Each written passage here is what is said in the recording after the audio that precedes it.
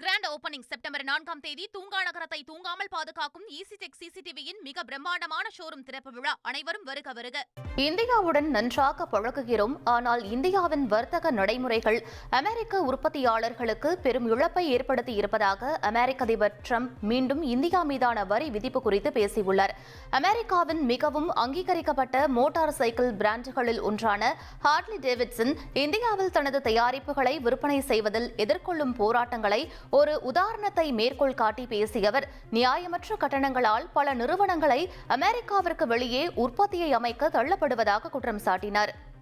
பீகாரில் காதலியின் செல்போன் பிஸியாகவே இருந்ததால் ஒட்டுமொத்த கிராமத்திற்கும் மின் இணைப்பை இளைஞர் துண்டித்த சம்பவம் சலசலப்பை ஏற்படுத்தியுள்ளது. தனது காதலியை இளைஞர் தொடர்பு கொண்டபோது அவர் நீண்ட நேரமாக வேறு யாருடனோ பேசிக் கொண்டிருந்தார். இதனால் பொறுமை இழந்த அவர் மின்கம்பத்தின் மீது ஏறி காதலியின் கிராமத்திற்கு செல்லும் மின் விநியோகத்தை துண்டித்துள்ளார். இது தொடர்பான வீடியோ சமூக வலைதளத்தில் வேகமாக பரவியது.